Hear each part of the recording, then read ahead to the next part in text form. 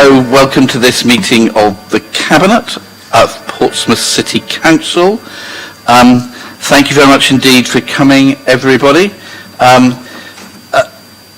So we're doing this under the COVID rules in terms of trying to make sure that we are safe, and therefore we're in the council chamber, so we're more safe.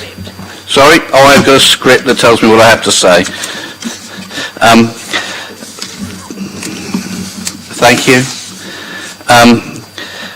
So I'm Gerald Van Jackson, I'm leader of the council. So we're here and we're trying to make sure that we're safe. So can people make sure that they do cleaning? They clean where you've been when you leave. You've got little wipes to go down and also hand sanitizer. We're in the council chamber, not in the cabinet meeting room, so that there's more space. And people should only be on spots with a green spot. Kelly, are you on the space with a green spot? No. There's one between Ian and Uncle Hugh if needed. Sorry, and Councillor Hugh Mason. So there's limited public access, but there aren't any members of the public here, so it's just those people who are dialing in. So can you please keep seated throughout the meeting, colleagues, and we're looking forward to it running well. Colleagues, there's no fire alarm expected, so if there is one, please go and meet with Queen Victoria. And this is live streamed, so everybody will be seen. So we've got apologies for absence from Councillors Ben Dowling and Jason Fazackley, from Peter Bolf and Colette, and Dave Emmett is here as representative of Colette. But we've also got Kimberly Barrett, Councillor Kimberly Barrett, who is self-isolating because of kids being pinged. We're trying to get Kimberly broadcast up on the screen above us so that she can gaze upon us, but she's in the meeting. She's not allowed to vote because the government had decided that they want to bring people together in rooms for long periods of time to try to make sure that COVID is passed around the community, as opposed to doing things sensibly, which worked remarkably well beforehand. I have written to the Secretary of State to tell him about the unfortunate nature of our council meeting of last week being cancelled, because it was a complete and utter waste of time, energy and public money, that we had a meeting which we could have done if we were allowed to do it remotely and got through all those decisions, but because of government rules, that's not been possible. So, ladies and gentlemen, Kimberly's not allowed to vote, but she will, I think, speak to us through the ether at various points in the meeting. So, ladies and gentlemen, I think that's it for the introduction. We've done apologies for absence. Is there anybody else who we need to do apologies for absence for? No? Okay. And I know both Councillor Cal Corkery and Councillor Judy Smythe want to speak about the local plan when we get to it, and that seems fine. Cal and Judy, if it's okay, I'm going to ask Ian to present the report first before we come to others, if that's okay. There is an announcement I was going to make and an amendment I'm going to make, and I'm going to introduce those quickly before you speak, because I think it's important for you to know what our thinking is before you say something, if that's all okay. Okay, so colleagues, are there any declarations of interest? Does nobody here own large quantities of land in Portsmouth that is here for development? Ian, do you own large quantities of land? No, shocking. All right. Chief Executive, do you own large quantities of land here? No, okay, fine. So we're all in the same boat. Record of previous decisions. Colleagues, the minutes of the meeting of the 22nd of June are here. Colleagues, are you happy with these as a record of the meeting? Okay, thank you very much indeed. I'm going to take items 4 and 5 together, because one is the local plan and the other is effectively the timetable for consultation, and the two things sit together.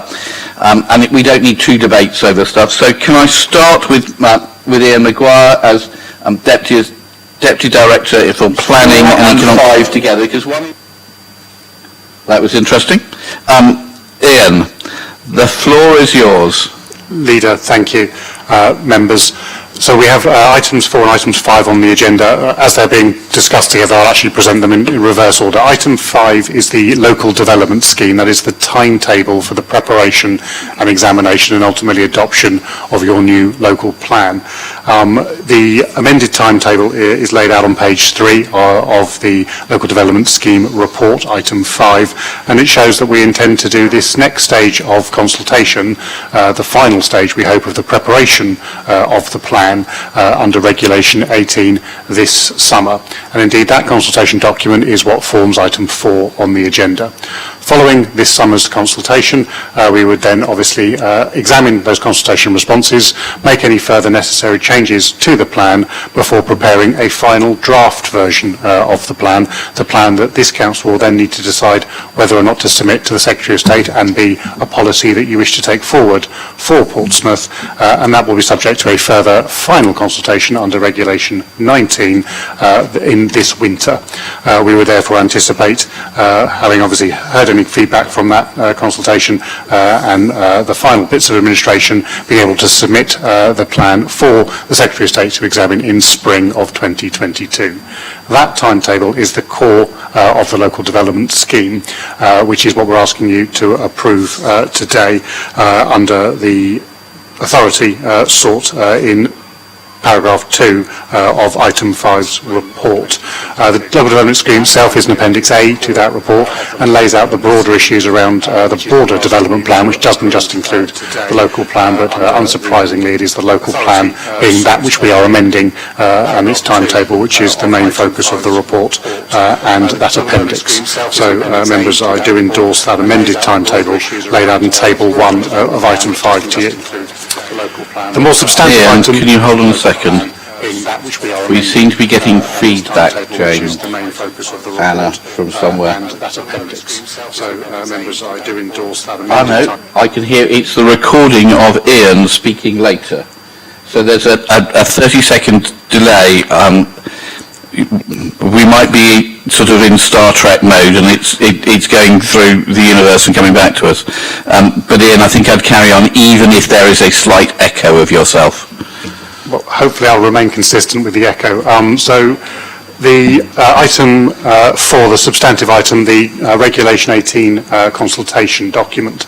As mentioned earlier, this is the last preparation stage of the plan, the last set of issues and options. So the consultation document does not reflect that which the administration has asked us to produce as the plan, because the administration is not yet at the point of producing the plan. These are a series of open and closed questions, depending on the nature of the topics under discussion, and I would certainly draw your attention, members, to paragraph 3.6 of the item 4 report, which details that while we have a large range of policies, there are 36 policy areas within this consultation document. Some are quite open in questions, some are relatively closed because there are little reasonable alternatives to it. For example, policies that promote good design, there is no reasonable alternative to have a policy that promotes bad design. So some are somewhat more closed questions. Some, because of their complexity in nature, are of course far more open, and we seek the opinions of all stakeholders, residents and citizens of Portsmouth, to participate in this consultation. The consultation itself lasts 6 weeks and will be in the form of both live events, individual mail droppings to households within the city, and a quite comprehensive virtual consultation being undertaken in line with the our statement of community involvement, for which there is also an ask for some budget provision elsewhere in this report to ensure that all people can access and participate in the discussion of this consultation document. Members, the consultation document itself is wide-ranging, as I say, 36 policies covering over 47 different consultation questions, has been examined at length with members before bringing it before you today, and as officers we endorse it for your approval and enable it to be subject to public consultation for a 6 weeks period later this summer. I'm of course happy to answer any questions, but that is the core of the document we're bringing before you today. Thank you very much, Ian. And please, could I and I think all of us would wish to record our thanks to all colleagues in planning for having worked so hard on this. It is a tough piece of work to do, and particularly when the government has increased our housing targets so substantially. Before I call for colleagues from the Labour group who want to come in, just so that you know where I am on this, we got an amendment which adds 5 new paragraphs, which I'll read out now. So, so this is to item 4. So the new and Anna, I've got this is in writing, so I can just pass it to you, so you don't need to panic too much. So, new item 4: Cabinet rejects the government's targets of more than 17,000 new homes for Portsmouth. New item 5: Cabinet believes the decision on housing need in Portsmouth should be made by local people in Portsmouth. New item 6: Cabinet also believes that the target cannot be met without significant impact on the protected habitats that surround Portsmouth. It would be wholly wrong for the government to unaccountably require council to cause environmental harm by overriding environmental protection legislation. New item 7. Cabinet therefore asks the leader to write to the government to establish whether the Secretary of State for Housing, Communities and Local Government believes the housing target and the necessary associated development in the Tipner-Horsey Island area are of such overriding public interest as to justify the scale of development required and the impacts on the ecology in Solent waters. And new item 8, which is the last: Cabinet believes that if the government does not consider there to be such a justification, then Portsmouth demands a significantly lower housing target so that environmentally sensitive areas are not forced into development. So I hope that's useful in terms of our proposals. One other thing I'm going to suggest is that the Tipner West development is a highly sensitive one, and where there is a great deal of interest. I think it is sensible to establish a cross-party group made up of 3 people per group to go through the detail of this, of the proposals, and to give people a chance both to understand and to challenge the proposals, and therefore that's what my suggestion will be. I don't want to wait until the council meeting, whenever that is, to suggest that, because by then we'll have gone through all the process of the local plan stuff, and we'll be too late. So I want to suggest it here so that we keep in tandem with what's going on with the local plan. So from our side, I'm going to suggest that the 3 people are myself, Hugh Mason as Cabinet Member for Planning, and Ben Dowling as Cabinet Member for Economic Development, because the economic development bit is as important as the housing bit in Tipner West in terms of the number of new jobs that it will create. So those are my proposals. I hope that is of some help, Cal and Judith, in terms of what you might want to say. If I could come to Judith, you'll forgive me, but Cal did let me know before the meeting, sort of in the right time, that he wants to speak. So I feel out of courtesy I should come to Cal first and then to you, if that's all right. It's more than all right, it's what we've agreed. Oh, excellent. Good to see. Okay, Councillor Corkery, welcome, and good to hear you. The floor is yours. Thank you, Chair. I've got a number of points, I think 6 different points I want to make about different parts of the report, so would you prefer me to make them all as one contribution and then they can be responded to in turn? Okay, that's fine. Is that okay with you? That's fine, yeah, however you want to run it. I would just ask, obviously, that each point is responded to and addressed if possible. First thing I wanted to touch on in terms of the comms plan, I think it all sounds very sensible, and I think the idea of the virtual consultation sounds interesting and probably the direction that we need to be exploring for sure. The only suggestion I might make is that the number of face-to-face consultations are increased.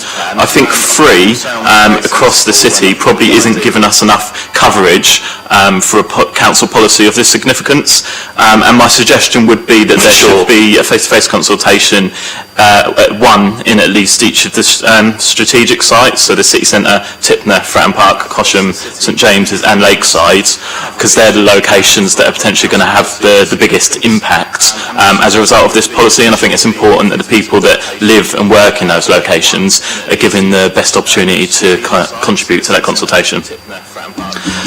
Secondly, in terms of the affordable housing part of the report, I'm glad to see that the 30%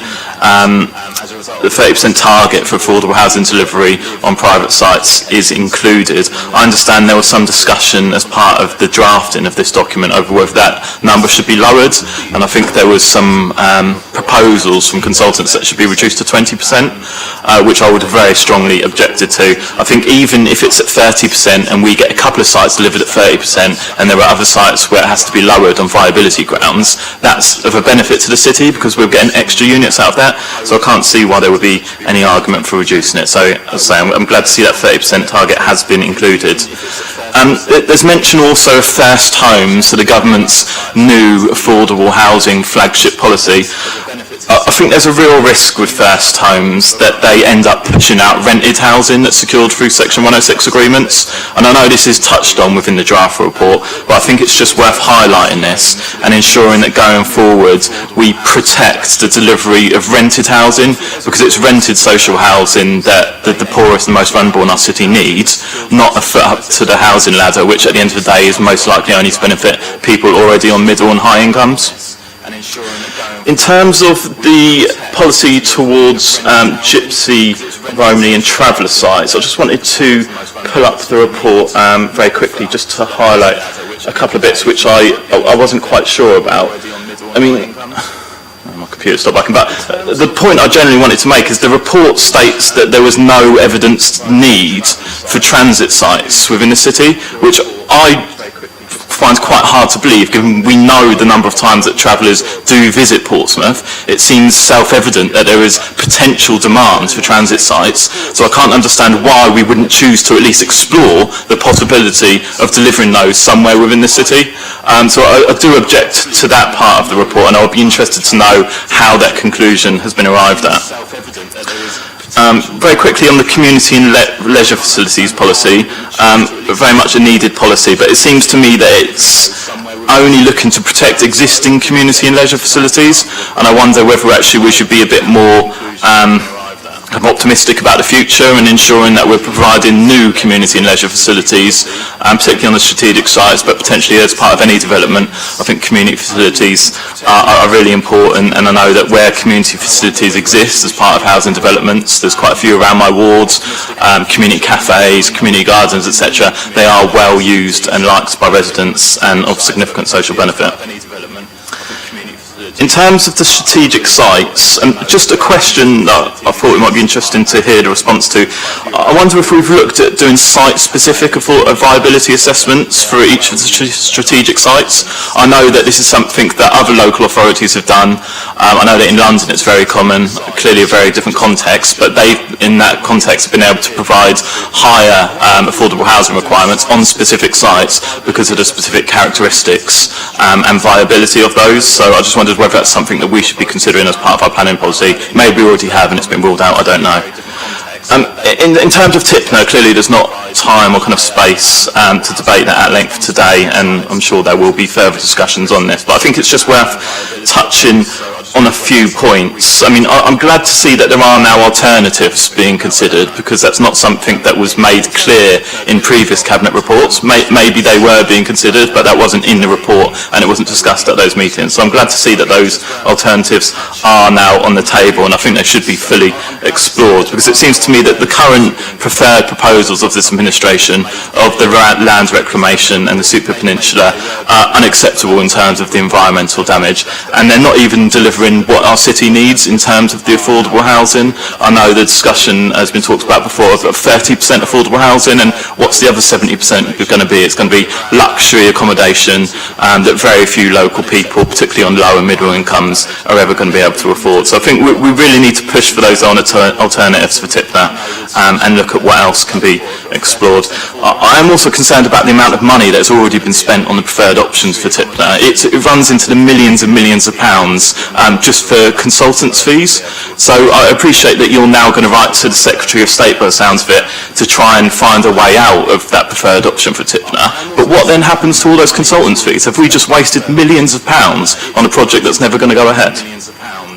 And lastly, I guess it would be remiss of me not to touch briefly on the PCC estate renewal policy. I've got a few kind of specifics about some of the wording and also a more general point. So firstly, Wilmcote House is in Somerstown, not Bucklands, as I stated.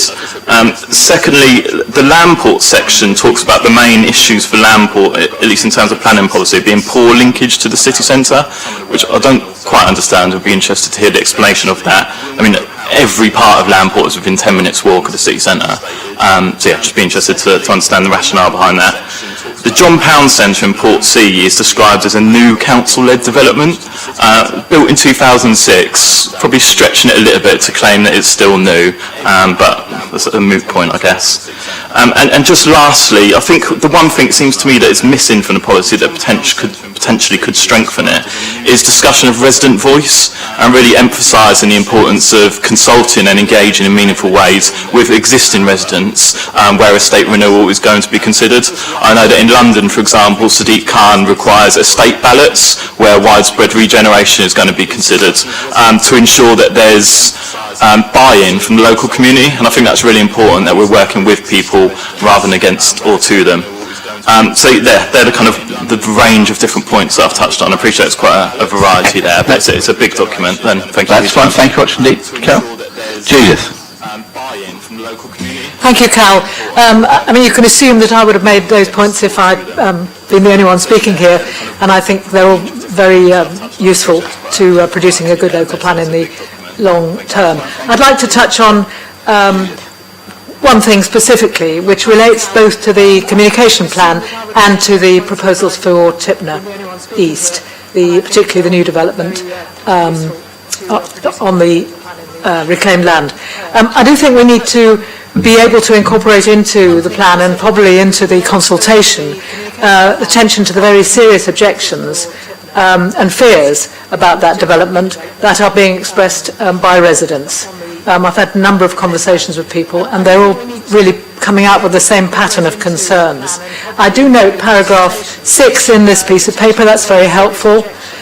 This is the piece of paper we've all just been given, and I also note the amendment that you put forward, Chair, which is very important, and I fully endorse, and so do all of us, the need for a review by the Secretary of State about whether the 17,000 target is the right one. We're right behind you on that and are willing to help push that consideration through very enthusiastically. Well, if we're going to have to accept the need for some housing there, though, I do think that both in the consultation and in our plans, we need to pay attention to the wider environment. We need to stress the attention to sea defences, the environment and birds, to a greater extent that's in the document already. The gains that are made by doing the sea defences as part of a new development, the historic buildings, pollution from the land contamination issues, and the question of affordable housing that Councillor Corkery has rightly raised. And above all, we need, when we're consulting on that, and indeed perhaps on some of the other strategic sites, to have an approach to public engagement that answers questions from the wider community in the form of a coherent plan for the whole of the northwest of Portsea Island, for example. The fears of people living in Stamshire and Tipner, which I'm sure you're equally aware of, are to do with traffic, transport, parking, shopping, access for pedestrians and cycles, which will always be inadequately representative if we just look at the strategic site in question. We need to start looking at the wider neighbourhood and how that will benefit from the overall development. And I think we don't do that enough. It's there to some extent, but it's not there enough. Because those are the things that local people are very frightened about. I think we obviously need to provide the site for new marine industries, but perhaps that shouldn't be the first thing in the report, in some of the proposals that I've seen. So yes, that need for a consultation on the wider sub-area when we're looking at strategic sites, I think would be a very useful step in the right direction to getting more effective and possibly more positive public engagement out of this, and a full consideration of the wider impact of these strategic sites. But there are lots of things that are very welcome in the document. I think the emphasis on biodiversity, the reality we've got about HMOs, and the talk of public open space and about the biodiverse routes and all those things are very much to be welcomed. And we do welcome the idea of being on a working group for Tipner West, and also continuing on the working groups that we've got for the local plan. This is a tough time to be doing this, and it really is a very, very important document. So I think that's one of the things we need to get out to the public in general, is the crucial importance of this consultation over and above many of the others that we do on smaller sub-issues, because this will shape our city for the next 10, 15 years, and is extremely important because it'll be what guides our planning, consideration of planning applications in the future. I must say, Carol, I still think of the John Pound Centre as quite new because I'm quite old. I think we might have a generation gap here. Chair, thank you very much indeed for listening to us. Judith, thank you. I completely agree with your last point. So thank you very much for that. Councillor Hugh Mason, as Cabinet Member for Planning Policy, this is your baby. Yes, it is my baby. A general introduction, and then I'll try and address some of the points which have been made by Councillor Corkery and Councillor Smythe. The important thing, I think, going out to consultation is that people, when consulted, should look at the plan as a whole, not as a set of separate possibilities, picking and choosing, because this is an integrated plan for the future of our whole city, where the decisions on one issue will certainly affect the things which we can do on in other places and on other issues. Now, it's open for people to consider options.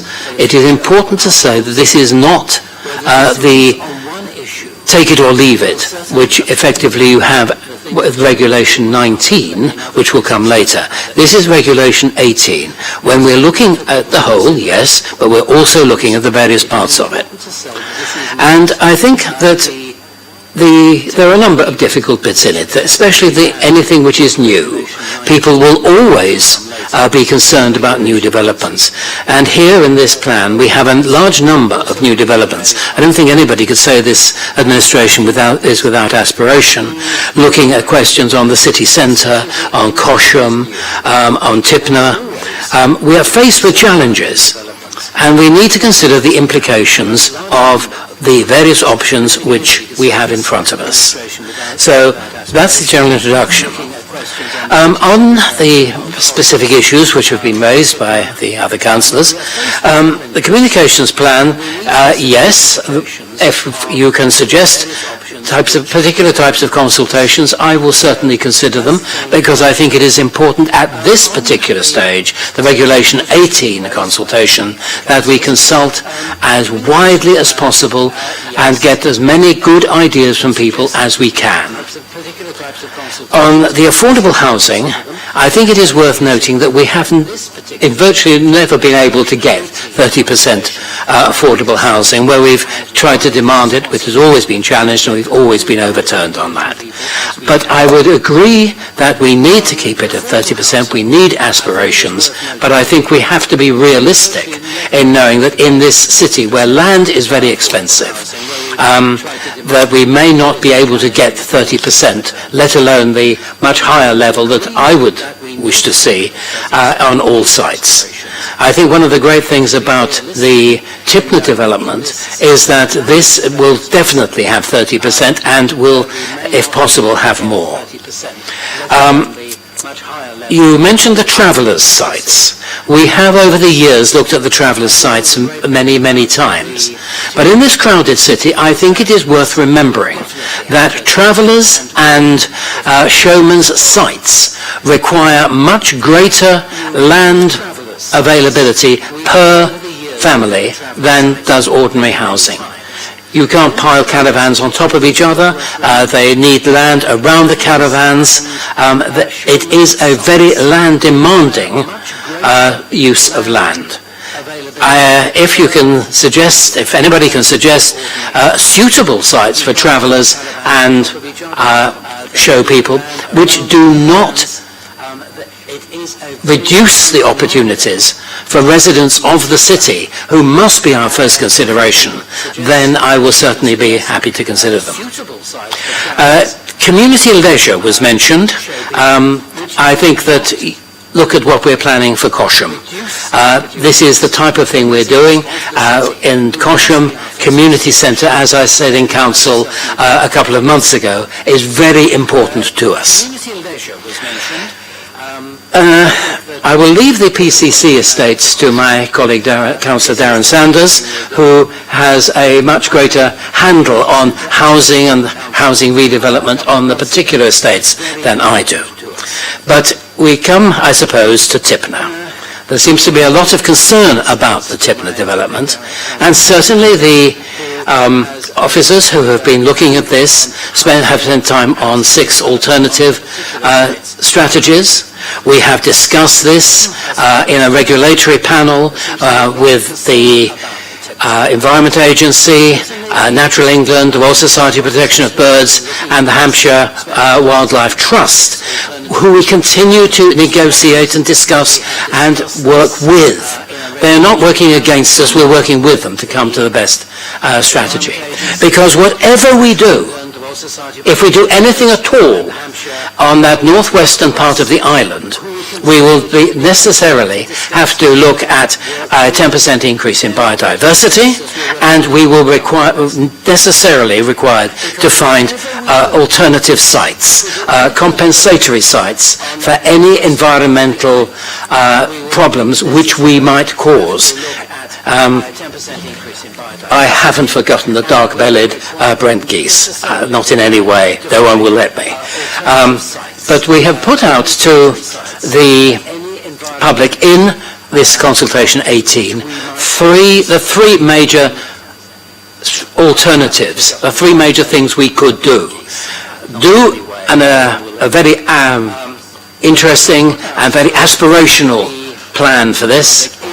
Use the land we have got, and only the land that we have got, and use it in somewhat different ways, or do nothing at all and let the thing slide into the sea.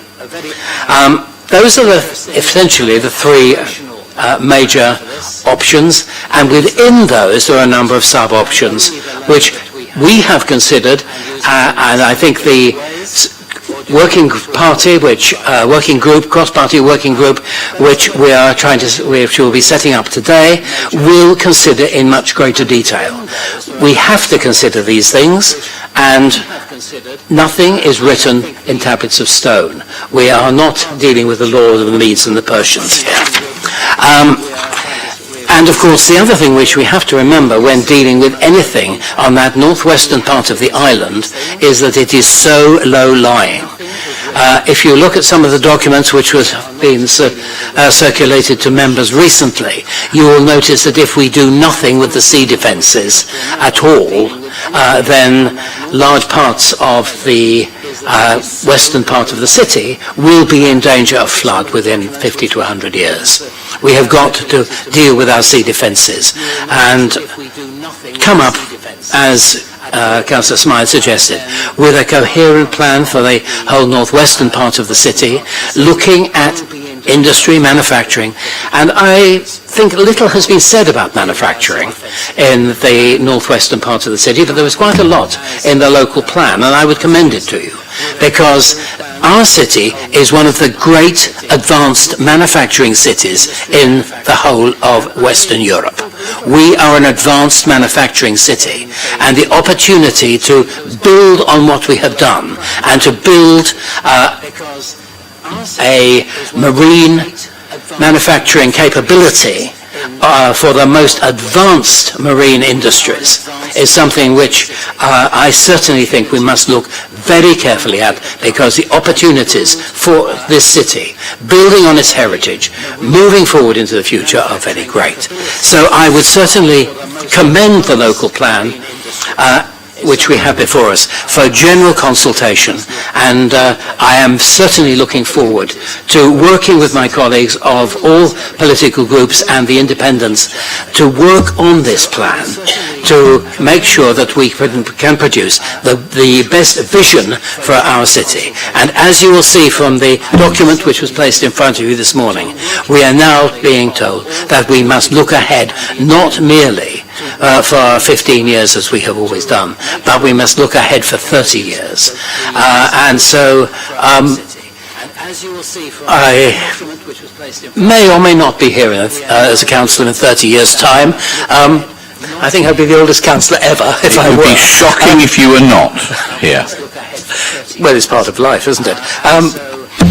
But if 30 years' time, I want to see this city being the great city which it always has been.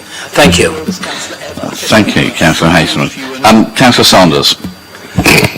Thank you very much indeed, Gerald. I would be delighted if I may formally to second your amendments to this. I would have to say much of this would have been discussed last week during what would have been no doubt another 10-hour council meeting if it hadn't been abandoned. So I think it's useful at the first available opportunity that we actually cement the things that are of interest to us. In particular, rejection of the government's housing target. I mean, I don't know about anyone else, but I regularly get people saying Portsmouth's full. We don't need any more homes. I know that's not true. But what I do know is the government's housing target is simply undeliverable unless we compromise things people do not want to compromise. They want to live in communities, not concrete. They would quite like some green space, thank you very much, rather than have huge tower blocks. And I think it's right that we do that. I think it's right that we decide our future. We have control of our future rather than some government-based algorithm which has a habit of going wrong. Also, I think it's right that we actually ask government to take on board some of the trade-offs that we have to do. And I want to come back to some of the comments that Cal and Judith have made. I think the first one is affordable housing. The council housing tenants are split in three ways. A third are on full housing benefits, so the conventional stereotypical housing tenant. A third are on partial housing benefit. Many of them have jobs, low-paid jobs, and they're in work poverty. A third have no housing benefit at all. They don't need it. So I think the idea that we should just, as Cal has indicated, is so that we should just focus on rented accommodation, when actually several of the people who talk to me in my world would quite like to have some homes, one, they can afford to own, and two, they can own, I think is something we've got to include. What the mix is, what types of people we have to do, I think is really, really important. But I do think we are going to have to include homes that people own. With regards to the notion of site-specific plans, we've already had two de facto site-specific plans. One was at Kingston Prison, and the other one is at St James's. The de facto site-specific plan is the Motor Neighbourhood Plan, which is a magnificent document, as one of the people who helped write it. But I think that's also raised some issues with some of the developers, Cal, particularly at St James's, whereas you and I both know the developers are saying, well, we can't afford to do any affordable housing because it's going to cost too much to do up a listed building. So I think we're having those site-specific discussions already, but it may be that in other areas, and at Tipner we're going to have one anyway, and that's why I welcome this cross-party working group. We are not in a coalition in this council, but we have got many long-term things. I'm delighted that on this as on other things we're choosing to work together. With regards to the points around estate renewal and community engagement, I'm pretty sure that any errors in text the team will happily have a chat with you and others about. I would partially agree there are some poor linkages in Lamport. You live there, I was born there. I struggle to cycle around much of Lamport. Even if I could cycle, I would struggle to cycle around it. But walking is very good, particularly if you're walking through the estates. So I think there are some issues around that. And coming back to community engagement, I think Cal is right in that we want to learn the lessons of failure in London.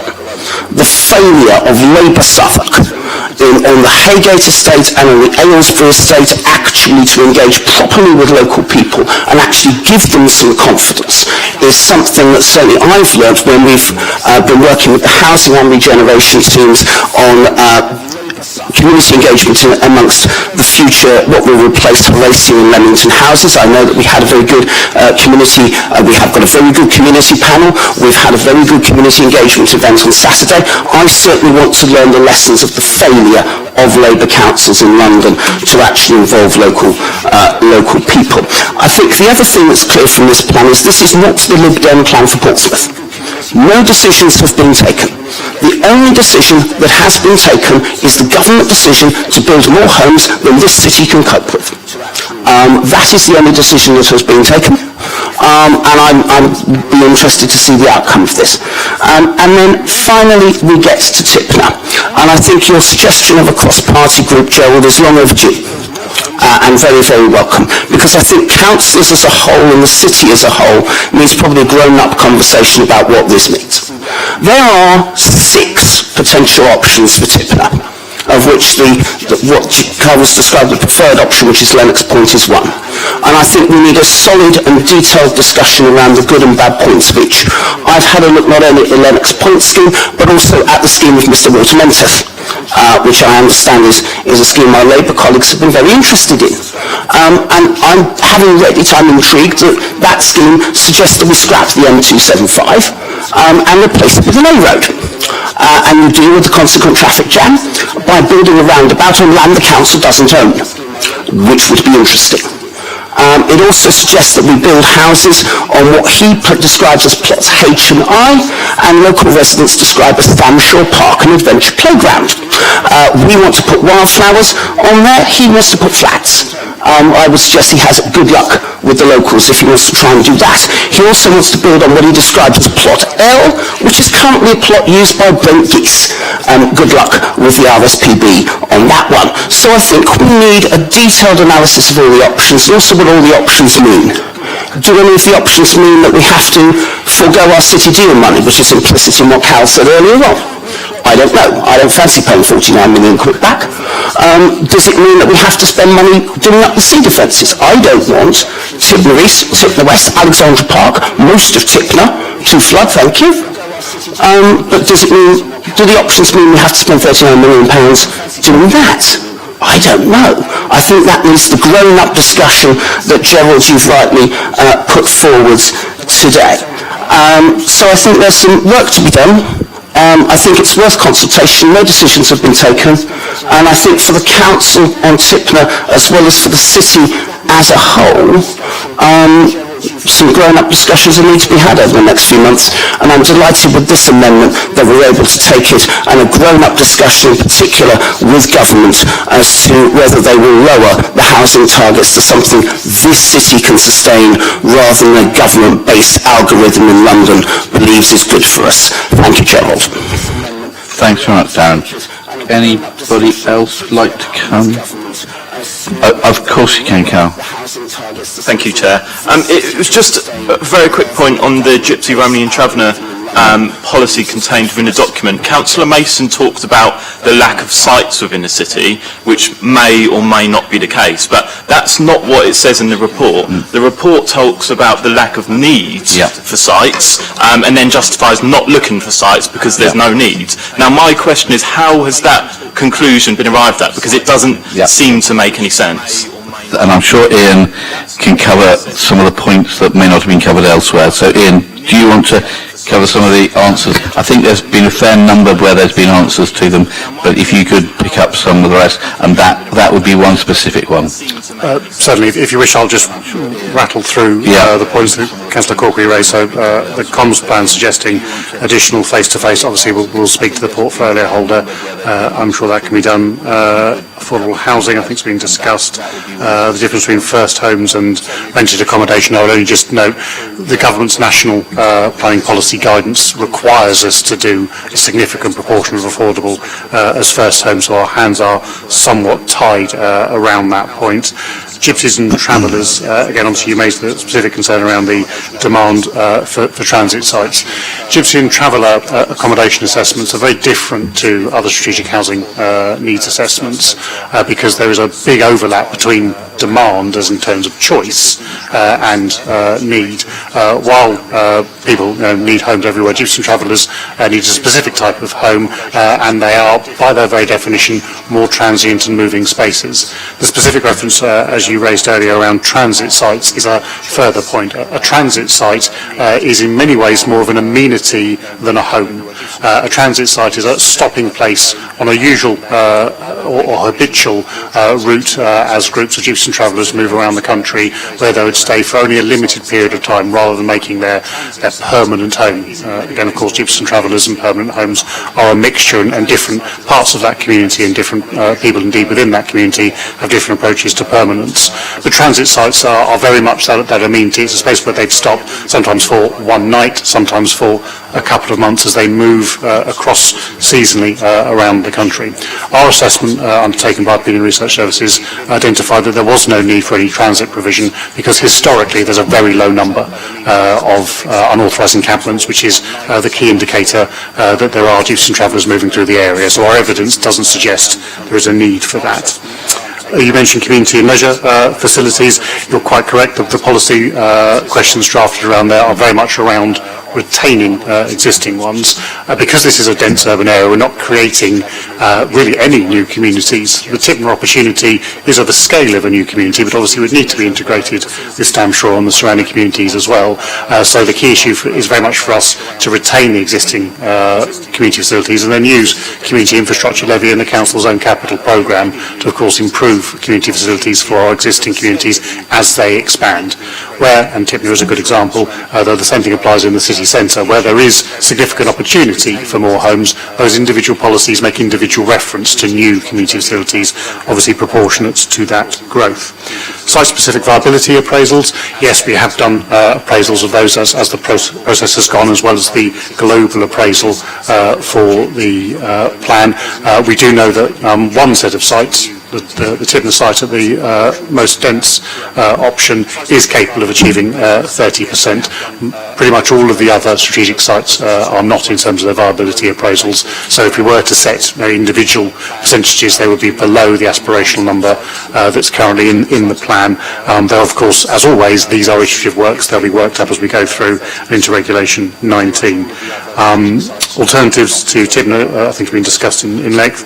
And then the state's renewal policy, again, I think that has been discussed. And just to be clear, and because we don't wish to be unfair to the Landport area, the concern raised in that policy around connectivity is very much the fact that we have very large highway, very large road network issues, which are a barrier to people on a more active travel, cycling and walking, to move from the residential areas through into the amenities of the city centre. So while they are geographically, of course, very close, you've got to cross some pretty large roads and some pretty unattractive spaces, and it's improving that opportunity, which is a major driver for potential renewal and indeed the ongoing maintenance and improvement in that part of the council's estate. I believe they were the points raised. If there's anything else, of course, we're more than happy to speak to you outside the meeting. Okay, thank you very much, Ian. Sorry, Rachel. No, who's... Oh, Judith, sorry, beg your pardon. Chair, I just wanted to very briefly set the record straight. Neither Councillor Corkery or I mentioned Walter Menteth's scheme. It's not a scheme we particularly support, although we do support looking at alternatives, and that is one that is available. And I was disappointed in that as a prelude to interagency working on this, particularly as Councillor Sanders has pioneered good interagency working in terms of the Homelessness and Rough Sleepers Committee, and I'd like the record set straight, please. It's not a Labour policy, and we came here and didn't mention it. No, that's very kind. Thank you very much indeed, and that's very helpful. Colleagues, just to conclude this, I think none of us would wish to be in the place that the government has put us. None of us operating, living and working in an island city surrounded by water or on the mainland by Portsmouth Hill believe that we can fit an extra 17 and a bit thousand homes into the city. It is just not feasible, nor is it sensible, and what that's going to do to people's lives and to the environment is very bad. And if we're able to work together to be able to reduce that number, then that will be great. But the whole of this plan is driven by the government's demand that we have to find land to be able to identify that. Now, I think that means that there's some really very difficult decisions for us. That's why I think the government should reduce the target. We are a unique city, and I think therefore we need a unique solution, not just have to be driven by a government target. But if the government stick to their target, we've got to be very, very careful. Because if we come up with a local plan which is incredibly tempting, that doesn't hit what the government demands of us, then the government has the ability to come in and take over our planning and remove the protections we've put in for green open space that is so important in a city like this, and also employment land. We don't want people having to drive out of the city to get to work. We want work where people can get to it quickly and easily without having to get in their car, even if they've got a car. So I think it's really important we protect employment space. And that's a huge driver within this local plan. I'm really pleased that there are real options around Tipner West, but I think we've got to be very, very clear that none of the options are easy. I am pretty sceptical about the proposal to expand the land at Tipner West. I think there has to be real justification for it. But I'm also really uncertain about what happens with the other options. So if we do nothing at Tipner West, we have to find space for 3,500 homes somewhere else. Now in reality, that means putting hugely taller buildings in the city centre. And do we want to do that? No. It might mean having to sacrifice green space in other parts of the city. Do we want to do that? No. Does it mean we have to sacrifice employment land so that people have to drive further to get to their jobs? We don't want to do that? No.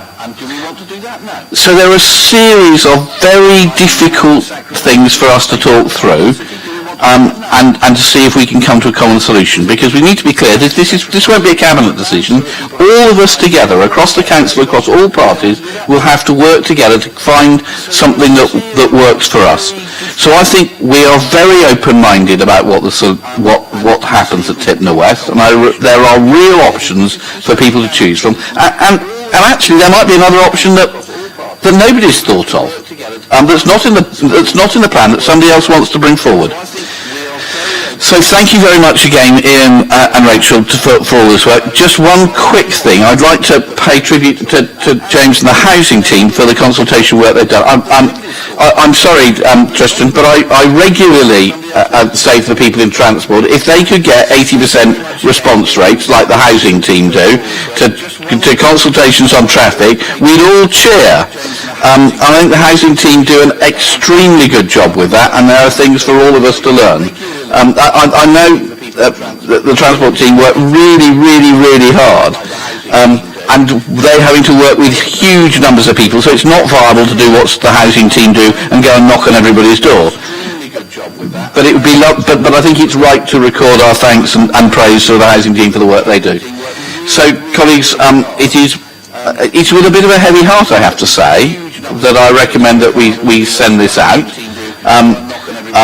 I would have preferred a very different plan to be coming forward, a plan where we could have had higher levels of affordable housing, a plan where we could have had lower levels of development, and a plan which supported more jobs in the city. But the government pushes us to do what we have to do, and we have to work within those boundaries. So, colleagues, in terms of items 4 and 5, colleagues, are you happy with the amendment put forward by myself and Darren? Thank you. Colleagues, are you happy then with the substantive that includes that and includes all the recommendations in items 4 and 5 as amended? Yes, thank you. Okay, I'm sorry that's been long, colleagues, but it's really important and will have an enormous effect on people's lives over the next 20 years and longer. Okay, moving on. Item 6, the future of waste collection services. Colleagues, this is a report, and Dave Emmett, thank you very much for coming. Quick introduction from Dave, and then we'll come to Mr. Ashmore. Thank you, Leader. Good afternoon, members. The proposed report I'm bringing forward today is to update the Cabinet on the options for future waste collections in the City. The report has 5 recommendations. These are that the Cabinet note the likely outcomes of the Environment Bill, and in particular the requirement for a consistent set of materials to be collected. That the Cabinet agree with the principle of the provision of a twin-stream recycling collection system rather than a curbside sort system, and delegate authority to the Director of Housing, Neighbourhoods and Building Services to develop a detailed plan for implementation of a twin-stream collection service in the City. That the Cabinet note that delivery of the twin-stream collection system is dependent on the outcomes in the Environment Bill, agreement by the waste disposal partners on the provision of a materials recovery facility to enable twin-stream collection, and agreement from other Hampshire waste collection authorities to deliver a twin-stream collection service. To note that a further report will be brought to Cabinet with a business case for the provision of a new materials recovery facility later this year, and that the Cabinet agree for a further report is brought to Cabinet for a decision to agree a final specification for the twin-stream collection service ahead of the implementation. Just for background, Portsmouth City Council is classed as a waste collection and disposal authority and has a statutory duty to collect household waste from all domestic properties in the city. You will all be aware of the current collection systems and bring banks that are on offer in the city. Portsmouth has a recycling rate of 26.7% and has improved due to the changes made to the waste collection system, as the amount of waste produced has reduced and the amount of recycling has increased. Portsmouth has one of the lowest landfill rates in the country at 4.2% of waste. The Council is keen to improve the range of materials that residents can recycle. The Environment Bill is progressing through Parliament, and one of the key outcomes will be the requirement for a consistency of collections in terms of materials to be collected.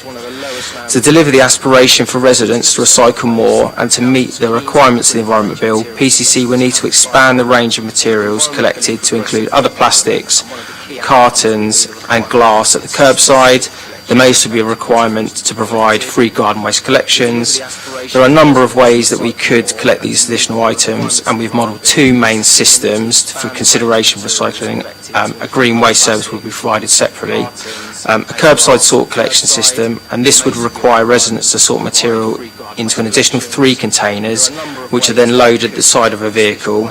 This option would require significant changes to the existing waste transfer station network, which would include provision and development of additional sites that would need to be identified, secured, and appropriate planning permissions. There are also some practical terms in terms of 3 more containers being required, the difficulty in Portsmouth due to the narrow roads, increase in health and safety concerns for the crews with additional manual handling, and it's more expensive. A twin stream collection system, this would require 1 additional container, as cardboard and paper would be collected separately, but glass, cartons, plastics, tins, cans and aerosols would go into the existing recycling container, and this would require a new materials recovery facility. Our current facilities cannot be retrofitted with the appropriate technology, so there is a business case for a new container MRF, which is currently being developed, and a separate report will be brought to Cabinet later this year. Along with our other Hampshire local authorities, some modelling work has been carried out to reflect the size of the required fleet, indicative costs and impact on recycling rates and of CO2e. It is worth noting that Hampshire local authorities currently use the same disposal infrastructure, and there are environmental and financial benefits of opting for the same recycling collection methods, either a twin stream or curbside sort. So the reasons for the recommendation are a twin stream collection service will mean that residents can recycle a wider range of materials. It is likely that PCC will need to make significant changes in order to meet the consistency of collections requirement. The twin stream collection will mean an additional 140 litre bin for card and paper. Twin stream has been modelled as suitable for all of the Hampshire authorities, and it's noted that all Hampshire local authorities share the same waste disposal infrastructure, and it provides the most cost-effective and environmentally beneficial solution to deliver the requirements of the Environment Bill. A business case is being developed for a new twin stream MRF, and the provision of additional materials collections will reduce CO2e by approximately 1,500 tonnes per annum and contribute to the city's target for net zero waste by 2030. I just thought I should highlight a couple of the legal comments. The Environment Bill, which is currently before Parliament, amends the Environmental Protection Act 1990 to require all waste collection authorities in England to arrange for the collection of household glass, metal, plastic, cards and paper, the 4 core dry recyclable waste streams, and this is subject to exemptions to be identified. The legislation will require the collection of items within each such recyclable waste stream separately from items within other recyclable waste streams. And given the full detail of the new legislation and supporting guidance has yet to be finalised, it will be necessary to keep this emerging detail under review in the course of developing the recommendations of a twin stream collection system and in considering further the implications for the Council's waste disposal functions. And just also like to highlight a couple of the financial points. It is anticipated that the changes to the way waste is collected following the enactment of the Environment Bill will likely require additional capital investment and ongoing revenue cost. These are not yet known as are dependent on the final outcomes of the Environment Bill.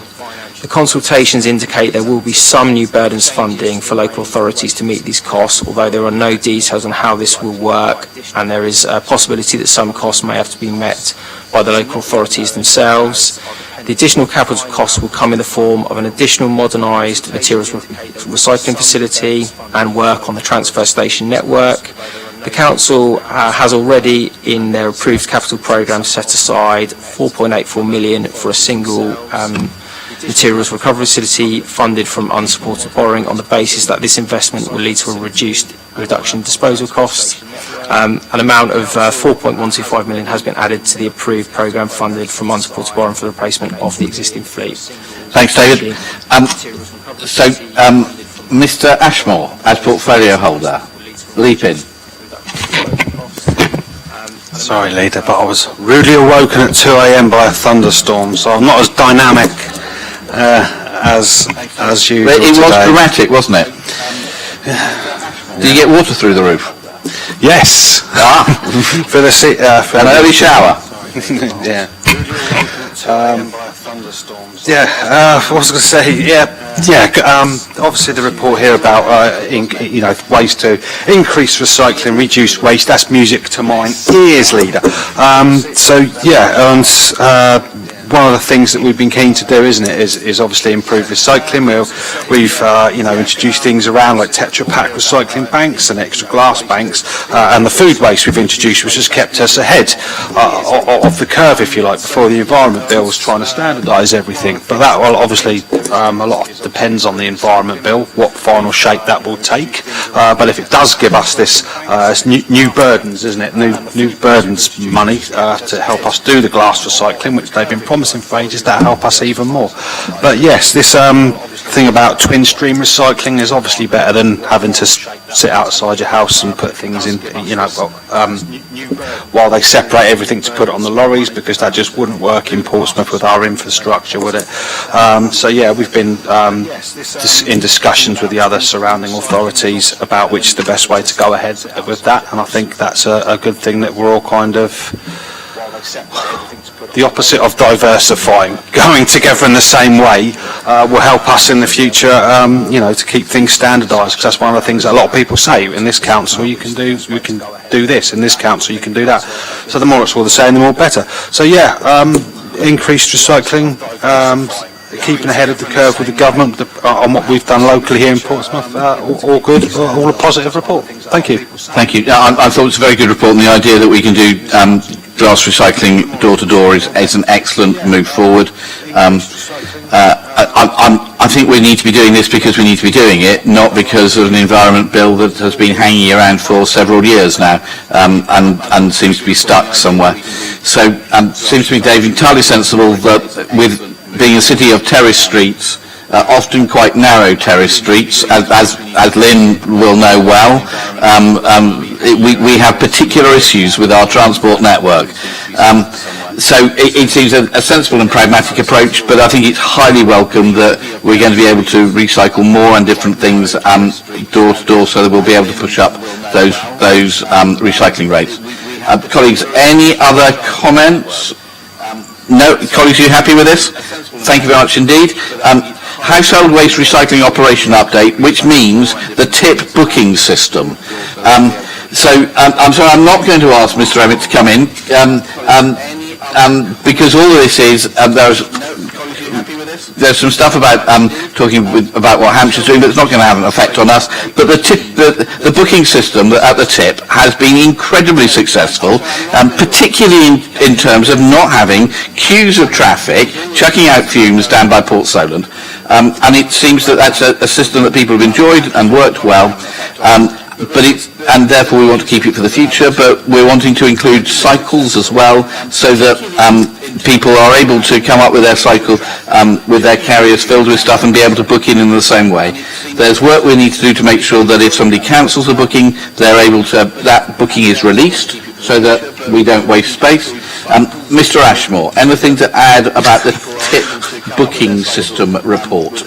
Just said everything I was going to say. Excellent. No, you've also mentioned, it also mentions, for those that don't pore over every single paper of council meetings in the public there, that Hampshire County Council's approved the removal of their glass banks from their HWRCs, stroke tips, but we are not doing that. Okay. Thank you very much. Colleagues, are you happy with this one? Thank you. Excellent. Moving on. And Mr. Emmett, thank you very much indeed for your very short report on that item. Item 8, the annual status report on air quality. Mr. Lee, Richard, hello, welcome. Hello, Leader. And interesting to report on a very abnormal year, Richard. Yes, absolutely, Leader, and good afternoon, members. It is a report just to comment upon the impact of the COVID pandemic on our collection of air quality data during the calendar year 2020. The report recognises those impacts and hopefully fairly succinctly talks about those areas. Worth noting in section 3 that I've requested an extension in terms of our publication of the annual status report of 2021 on that data collected during 2020.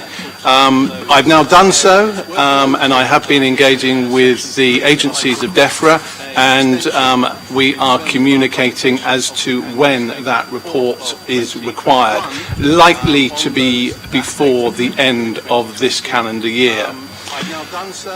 It's worth stating, however, that the majority of the data has been collected, has been verified, and we are very clear that there has been a significant reduction of nitrogen dioxide levels in the city over the calendar year 2020. I have provided some provisional levels, which we have, I presented in table 1 of the report, and there is only a handful, less than a handful, probably 4 or 5 areas in the city where we are currently exceeding the national air quality objectives for nitrogen dioxide on the annual average. The report goes into some detail as to why the COVID pandemic will have impacted upon the levels. Primarily, this is about mobility and a reduction of traffic on our roads, rail services, aviation, etc. So I won't go through all those details. It's really important that that activity, however, is acknowledged, or that reduction in activity, and therefore we need to be careful about how we communicate within our annual status report about those impacts moving forward. Clearly, when I'm creating the annual status report, I will comply with the new technical guidance produced by the government to dictate to me how I do so. And effectively, what we will see this year, as a result of last year's monitoring, is that the 3 or 5 year trends will significantly change as a result of the reductions we've had in nitrogen dioxide last year.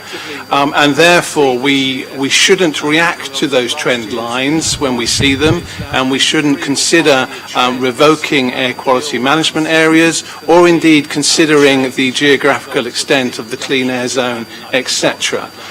These results are likely to increase as we move forward to collecting the data this year and publishing it next year. So it really is is a year in isolation, 2020, and therefore my summary really of this information report, that we have to be very careful about how we communicate this unusual year to the readers, and ask them to treat the conclusions of the ASR with more caution than usual. I'm very happy to take any questions, Leader. Thank you very much. I know Kimberly will want to come in a moment, but there is slight technical problems with, I think she's hearing us about a minute after we say anything. So there might be a bit of a pause, but Mr. Ashmore, this is your portfolio. Thank you very much. Yes, it is. As usual, as I always say, a very comprehensive report by Rich today, and it's been what do you call it, a year in isolation, isn't it? It's very dangerous to make any kind of judgments based on last year when we're in lockdown for a lot of the time, or most of the time there. So obviously the NO2 levels are down. We can't say a huge success. The NO2's gone down on the most successful cabinet member ever. It's in isolation. So I'm glad that it's you've said we've got to treat it as that, and it's in there for the reader to understand that. But it does need reminding that there are obviously areas in exceedance, and we're trying to tackle that through various means. And it doesn't mean that we can say that because the NO2 levels were down, we need to challenge the government's idea of the clean air zone. There, we have to go through it. We're trying all we can to make the air clearer here. In regards to the other things that I know that Councillor Stagg's been doing with the transport there, it's all part and parcel of it. And even the housing, of course, with the solar panels on it, carbon reduction, but it also helps with anti-pollution.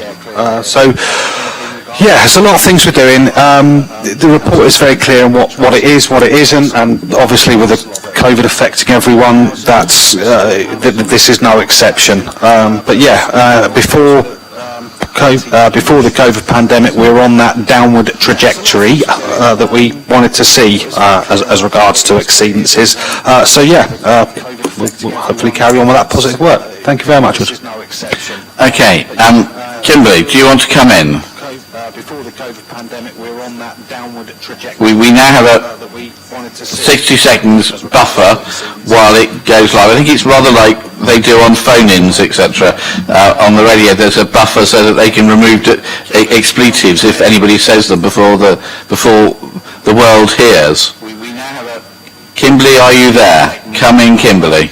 She was saying she's having voice live. I think it's rather like they do on phone-ins, etc.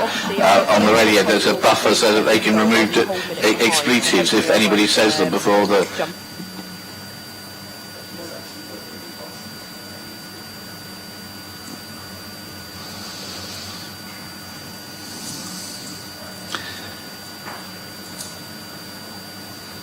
Kimberly, has the technology defeated us? I think it probably has. Okay, Kimberly, I'm sorry that we can't come to you. So I think Dave's absolutely right. You can't take this year as a sign of what is real. It's useful to see, Richard, and thank you and your team for doing it. But we can't take any decisions based on this data. It would be hugely encouraging if this was real, but it isn't. Therefore, we need to not kid ourselves and pretend things in terms of air quality are better than they are. We therefore need to keep forward with the work to improve the air quality in the city. And thank you for your team for giving us real data. And we look forward to real data to inform us about what's really happening when that's available. Colleagues, are you okay with that? Lynn, are you all right with that? Okay. Okay, folks, happy with that. Richard, moving on to you. Next one, Port. Yeah, it's thank you, Leader. This is another information report regarding our responsibilities as a Port House service. We've always had a Port House service in Portsmouth at the International Port, but obviously this is the first time we've had to increase our provision down there as a result of leaving the EU. So it's been very much a year of challenge. Clearly the government sort of indicated their timetable for developing border control post at the international port towards the end of 2020, and the challenge is that we have to deliver that within 12 months. So it's a very difficult year with regards to those challenges. It is important to recognise that these are legal responsibilities that we have to deliver various official controls at the point of entry. These are the most important of which are probably the sanitary and phytosanitary controls, or SPS checks, but there are a range of others. The SPS checks will require 100% documentary checks as of October this year, and in January and in January 2021, we'll have to deliver identity checks and physical checks to ensure the products are exactly what they say on the tin or in the box. There is some doubt, however, about the October timeline. So with all those goods coming through the ports, we were planning to deliver this service from October for 100% of documentary checks, but there is now some date. The timetable delivered by the government has already slipped by 6 months, both in terms of documentary checks and the ID and physical checks, but there is likely to be some further slippage around the October timeline. All these checks have to be delivered in a very prescribed manner, as set out within various pieces of legislation and outlined within the border operating model, which has been published by the government. One of the key areas of our consideration is how many of these checks will we be required to deliver. And that is a question mark which I've been pondering over the last sort of 8 months or so. We have very little information about what's coming into the port, how much of what is coming through the port, and the reason for that is prior to this year, clearly there wasn't a need for that data, and therefore it wasn't available. So I've been looking very carefully at manifests, etc., to try and get an indication of how many checks will be required. Unfortunately, the variations in those estimates vary significantly from around about 50% out to something like 200% out. And these are variations that I've been communicating with the government. So it's very difficult to plan a service, to design the workforce, shift patterns and so on, when I have very little information about what's coming into the port. Ultimately, we know that we've got to develop the staffing resources, and we started this at January this year, and effectively we are recruiting in the region of 30 staff to deliver those checks, perhaps around a 365 24/7 rota, but potentially only around a 18-hour rota, depending on the need of the international port. We've engaged with the government in regard to our recruitment process, and we are aware that whilst we can employing staff with the right qualifications and experience is rather difficult. For an example, we now have to recruit staff who are official veterinarians, something that we have never employed at all across Portsmouth City Council. I'm very pleased that we have a number who may be joining us in the next few months. But it's been very difficult to recruit the right quality of staff. There are some operational issues around all our IT and the build of the BCP, but I'm informed that it's going very well. But of course, we only have 5 months before the end of the year, and the timetable was that the build needs to be completed by the end of October, so I can gain access to the BCP and then ensure that all the processes are ready to go for the 1st of January. I'm very pleased that the progress is, however, being made in that regard. In terms of funding this moving forward, I have been engaging with the government. They originally provided us with about £500,000. Our estimated staffing costs for a calendar year are in the region of £2 million. The premise being that the official controls can be supported by a cost recovery mechanism, so agents bringing their goods through the PIP will suffer a charge for delivering those official controls. I reiterate the problem with delivering a full cost recovery mechanism is that we don't know how much product is coming through the port which will be liable to an official control. And that's why the report details towards the end in some considerable information about the estimates that I'm making as to how successful we will be in financing the Port Health Authority from a full cost recovery mechanism. And I've indicated that we may have a shortfall in the region of £1 million. All of that is very difficult because of the degree of estimation that's been involved. But we will know more as we go forward. We'll know more when we deliver those documentary checks, potentially from October, and clearly we'll know more from January when we're at the port and we are looking at vehicles and delivering those official controls.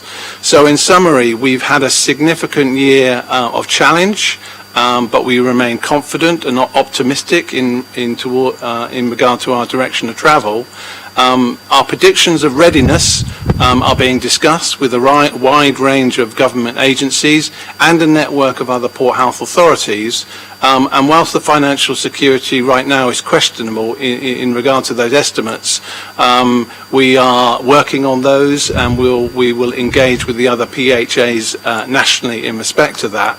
And I have some confidence that we will be at the port in November. We'll deliver the controls from October and from January, but I can provide no absolute certainty in regards to our readiness at this point in time. But obviously I remain optimistic. Thank you. Happy to take any questions. Richard, thanks very much indeed. I think there must be considerable concern that there's a £2 million cost here that's going to fall on somebody. Does that fall on local taxpayers here in Portsmouth? Does it fall on national taxpayers with the government picking up the bill? Or does it fall on firms and consumers if we get cost recovery back? And that will mean prices are higher in shops, or costs will be passed on in different ways. So I think that's a real concern. I'm pleased that we're getting on with it, and it's good to see the BCP being built just north of the Portico building on the M275 on the way out of the city.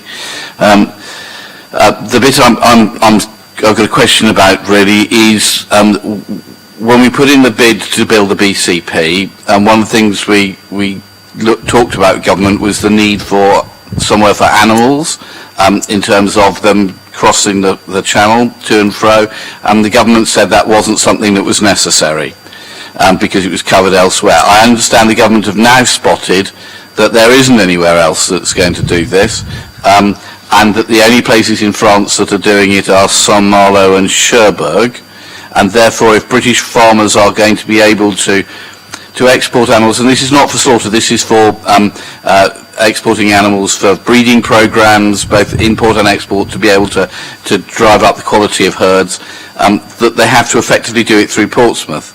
And they're back talking to us now. I hope when we are talking to them that we're making it very clear to them that they have to do this at their cost completely. We don't have any money to be able to do this. But that we're happy to cooperate to be able to support British farmers in their wish to be able to move animals across the channel in a way that they've done very safely for the last 40 years. Leader, I'm not directly responsible for the build of the BCP, or indeed the just running it around the indeed running part of it, or indeed the live animal facility. But I know that those conversations are being had, and indeed they're very similar to my conversations around asking the government to pay for the provision of the Port Health Authority for next year at least, because of the delays in delivering their timetable of official control. Okay. I think it's really important that we stress to government again and again, council taxpayers in Portsmouth should not be picking up the bill for government incompetence over Brexit, and we'll need to push hard to make sure that the government does pick up that. Colleagues, anything else on Port Health stuff? Hugh. Just a couple of questions going on which comes out of this report, because this report shows, I think more than anything else, the uncertainty which has been imposed upon the port by Her Majesty's government. And there are two areas where I am concerned about the uncertainty which we face. One is in this area of dealing with live animals. I know that there is a national shortage of veterinarians.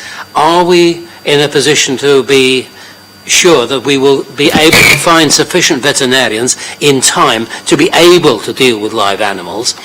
And my second question really is, the port is a very small, very efficient port, but it doesn't have very much land. Are you able to do what is required on the land which you have got? The answer to the second bit is yes. Well, okay. The answer to the first bit, I'll leave with Richard. In terms of live animals being exported and imported, they will unlikely to fall upon the responsibilities of Portsmouth City Council, more likely to be on APFA, the Animal Plant Health Agency. Okay. All right, folks, are you happy with this report, ladies and gentlemen? Thank you very much indeed. I come to items 10, 11 and 12, which I was going to take together, and it's lovely to see Alison. I think the first thing we need to do is to record our thanks to Alison for all her time with us here in Portsmouth, and that she's moving to pastures new. But Alison, thank you very much indeed. Your time with us has been very, very good, and you've made a major impact in children's lives in the city. So thank you for everything you've done. Thank you very much, Leader. That's really appreciated. Okay, I'm going to take these three reports together, and I'm sure you'll be grateful if I am relatively brief. But your discussion... We'll be overjoyed. You'll be overjoyed. Your discussion so far has been around issues which affect very large numbers of people. These services that I'm going to talk about affect far smaller numbers of people, but I know they are nevertheless services that are very important to the Council. So the first two reports are annual reports from the Fostering Service and Adoption, respectively. Fostering is run by the City Council, and I have my colleague Jackie Clark here, who runs the service if people have detailed questions. But essentially, this is a really strong service. We have a large number of fostering households in our in-house service. The recruitment has been really good during the pandemic, despite not being able to do face-to-face events. So it's a service in very good health. In fact, during the pandemic, we were able to innovate by introducing the Mockingbird model, 3 different constellations, the third of which was implemented, in fact, last weekend, which provides a really refreshing model of care for children in which they're grouped as a satellite of a group of carers around a home hub, and they have overnight sleepovers instead of respite, and everything is much more normal and really good, and we've had fantastic feedback from children. That's all I'm going to say about the fostering report. Adoption was a very strong service under the City Council, but then as part of the government's regionalisation policy for adoption, we worked with Hampshire and Southampton and the Isle of Wight and put together Adopt South, which we've now had running adoption for us for over 2 years, just in our 3rd year now. And it's been very successful. Children are being adopted by adoptive parents nearer to Portsmouth because we're not competing with the other authorities, and we're able to recruit a larger pool of local adopters. And the quality and range of adoption support that's offered has also improved, and all our timeliness is very good. So it is, again, a really positive story. The third report is again for information, but we just thought it would be helpful to bring to your attention, firstly, a major national development, which is an independent review of social care, the whole of it, that the government put in its manifesto in 2019, but actually has implemented at the beginning of this year, and the interim report of this independent review was published in June. And the report before you looks at the key analysis in that report and talks about the broad response we might want to make, and I'll come back to that. But the other thing we really wanted to do is just share with you the history of the developments in social care in Portsmouth, which actually resonate pretty strongly with what the independent review is recommending. So if I come to the independent review, there's 3 strong lines of critique which are made about the existing system. There's some quite colourful language used about the existing system in the review. It refers to our social care system as Jenga held up with sellotape, which some people have felt doesn't quite do justice to the quality of work that's done every single day by social workers up and down the country. However, the analysis that there is not enough help given to parents to help them to look after their children so that they do not need to be taken into the care of local authorities, that the children who are taken into care need more help to create and sustain a network of loving relationships around them for the rest of their life. And thirdly, that the market for independent children's homes is broken because of the intensity of demand and poor supply. All that critique is actually very fair, and I'll come on when I talk about what we've done locally to how we're working on those issues in Portsmouth. But there is also in the report some discussion about whether it's possible for a single service, namely children's social care run by local councils, to both support families to look after their children and to protect children. And there's the suggestion that a platform might be being created for arguing that we need to separate these two. And we understand that what the review has been looking at is the possibility of a national child protection service, leaving local authorities only with family support. In Portsmouth and across the country, actually, there is a strong rejection of that argument. We believe that we can and indeed must continue to do both of those things together, support and challenge, and that actually to be effective in our social care service, we need both to be done. The family safeguarding initiative that we've implemented here, thanks to the investment by the administration, is a way in which we can do both safely, and we propose that the response we make to the report makes that really clear and elaborates it. And in fact, I've been encouraged recently by signs that the review team are quite interested in looking at the kind of models we've got here as an alternative to that kind of structural solution.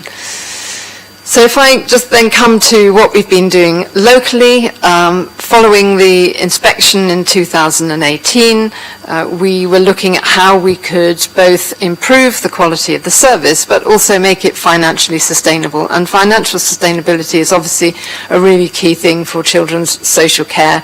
We're immensely grateful for the investment which the administration made, an additional $7 million into the baseline budget, but we absolutely need to be able to live within that. So the report goes through the key things that we've been doing, and I'd really draw your attention in particular to maintaining early help, so help for families which comes before they go into the social care system.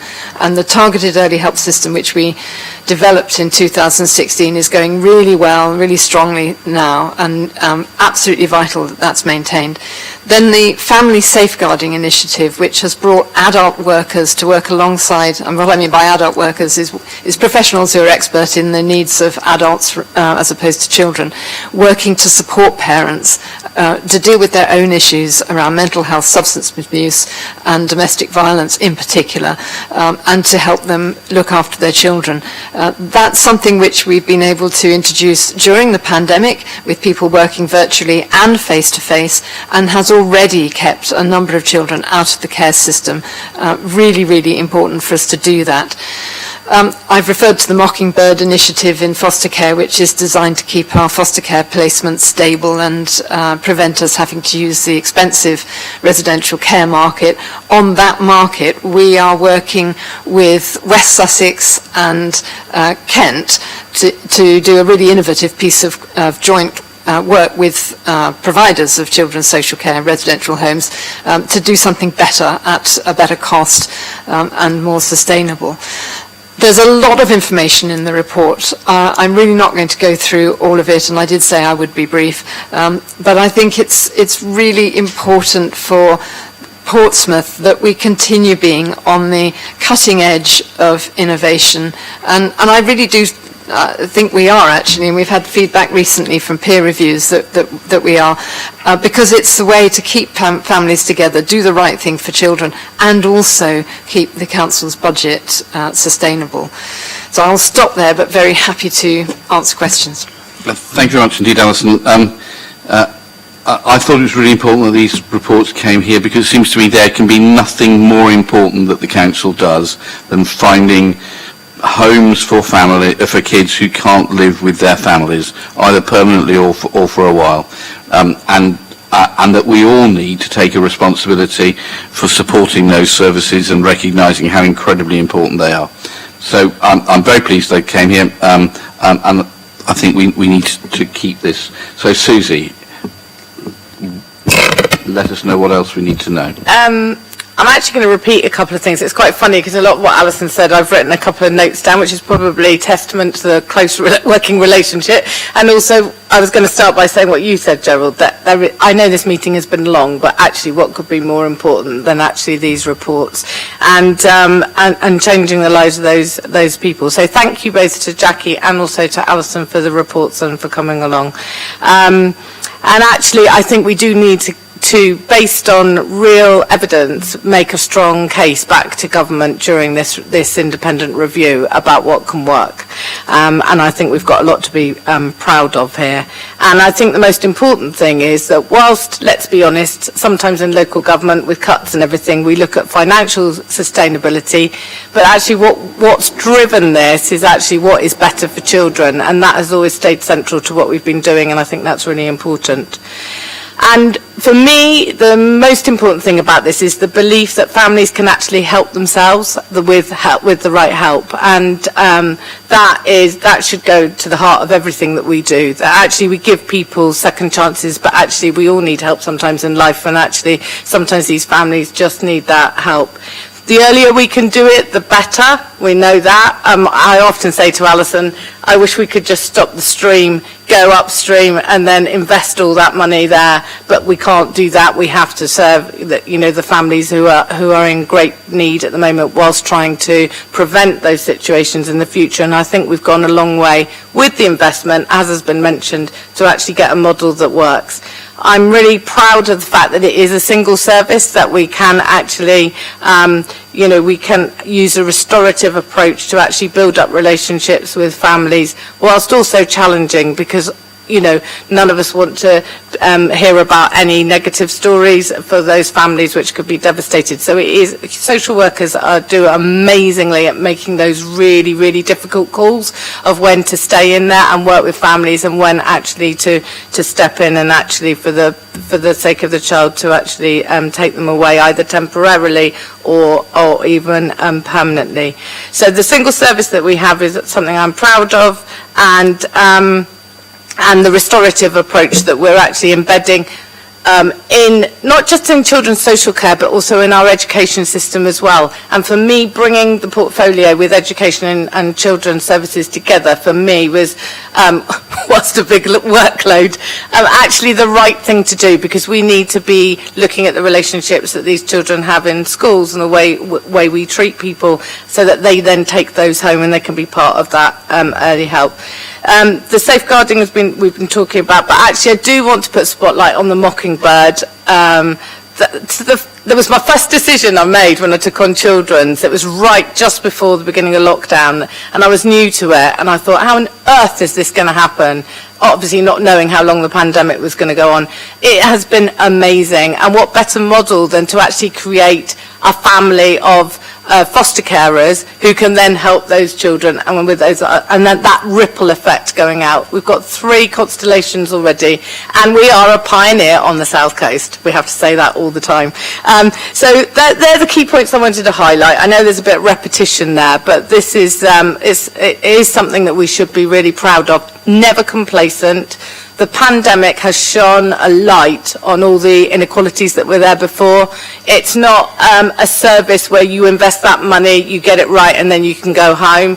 It's going to be there all the time, and we know the inequalities that we have in our city, which across all portfolios. So thank you for the reports, but I'd also like to just echo what Gerald has said and say a massive thank you to Alison. It's just been, I've learned so much from her, and her values just permeate every single decision that she makes. And so a personal thank you from me, Alison. And it is our loss in Portsmouth, but I have to put a positive spin on this. There are loads and loads of families and children who are going to benefit from your decision making elsewhere in the country. So we've got to be pleased for them. Okay, colleagues, Susie, thanks very much indeed. Just one other thing, Alison. It would seem to me the idea of separating out child protection from family help and having different organisations doing it seems to me a foolish move. I think one of the things we learned from the Climbier report was having separate organisations doing different bits meant that young girl fell between different stools and lost her life. We know that families move in and out of needing different levels of help and support at different times, and having to move between different organisations doing it seems to me to be a recipe for disaster, and that all the work that we've done in terms of child protection says that that's the wrong way to go. But Alison, you wanted to come back. Only just to say I completely agree with that, and practice elsewhere in the world where they currently do have that separation is being reviewed by those countries as not helpful, and in the past we have had that separation and abandoned it for all the reasons that we've been discussing. So yeah, there is a very strong case for not doing that. And I also just wanted to pick up something that Councillor Horton said around the impact of the pandemic. There is a section at the end of the report about risks. There are a number of headwinds that we face, so it is incredibly important to keep going with this strategy in order to keep children as safe and protected as possible. Thanks very much, Alison. Colleagues, you happy with the recommendation, including to say thank you to Alison in an official way? Thank you very much indeed. Heritage strategy. Kelly, welcome. Thank you, Councillor Vernon-Jackson. So I'm conscious of time, be really brief. The purpose of the report is to present a draft heritage strategy to Cabinet for approval to enable consultation with stakeholders. We've already discussed the draft with colleagues in Historic England and had the benefit of input from an independent consultant who has expertise in national lottery funding. As I set out in paragraph 3.5, it's been quite some time in the organisation since we've had a single heritage strategy that kind of guides how we conserve, interpret, but also celebrate our heritage in the city, and also sets out how we'll balance the needs of the heritage agenda with obviously wider development in the city. And obviously there's huge links around how we best conserve assets is actually to find uses for those assets.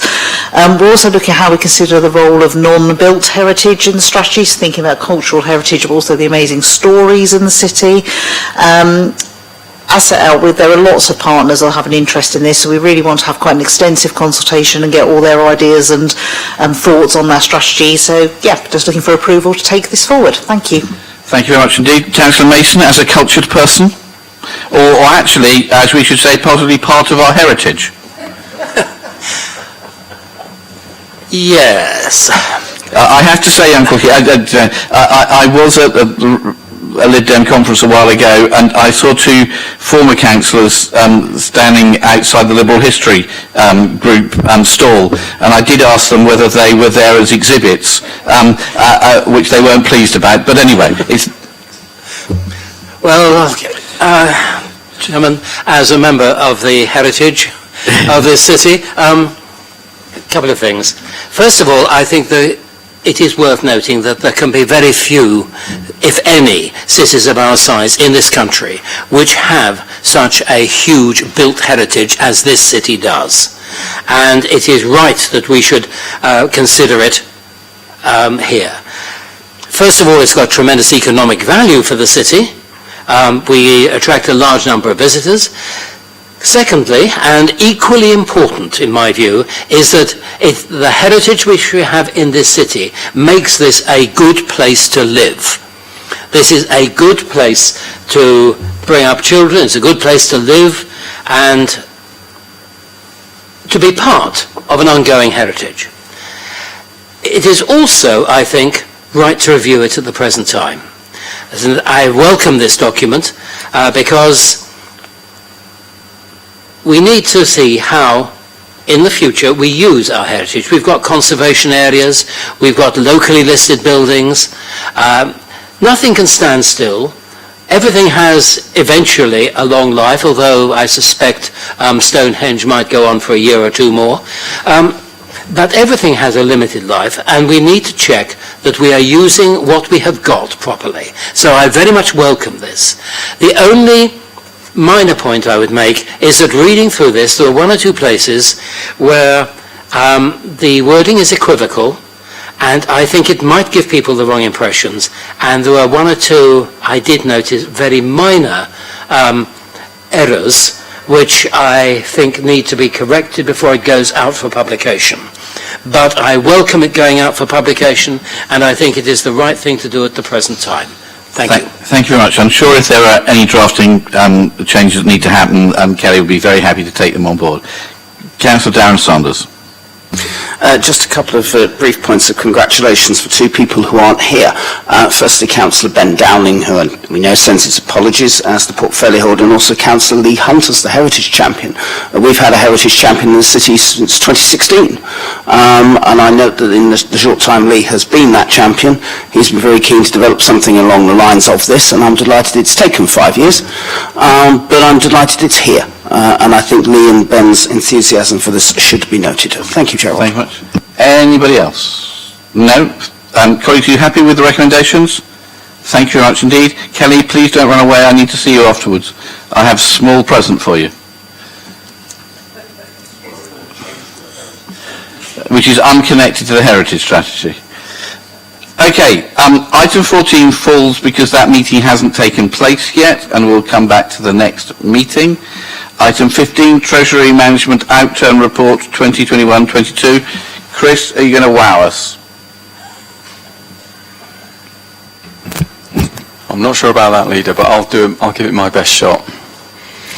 So this is, actually the title is wrong. It should be 2020-2021.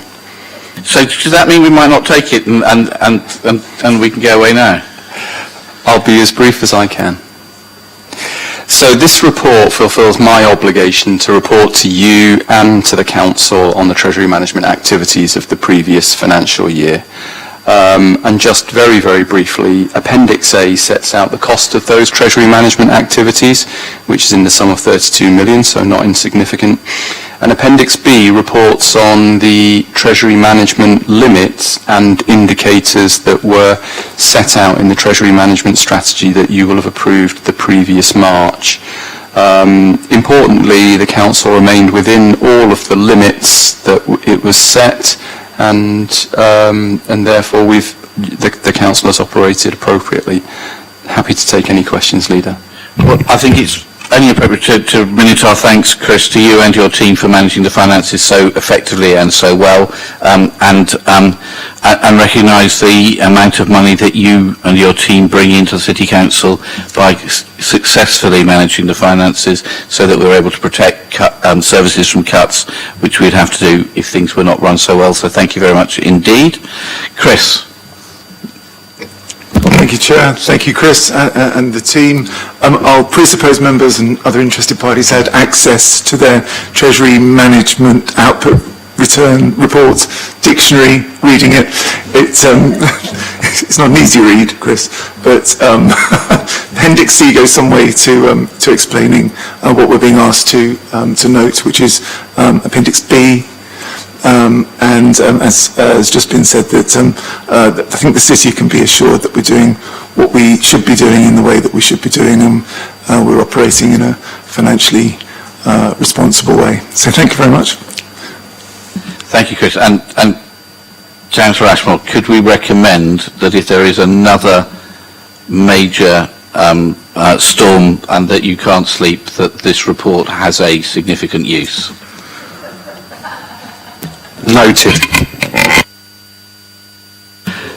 Okay, colleagues, is everybody happy with that? Thank you very much indeed. Colleagues, thanks very much indeed for attending. Please can you make sure that you wear masks while going around the Guildhall to comply with their rules, and I hope everybody has a good day. Thanks, folks.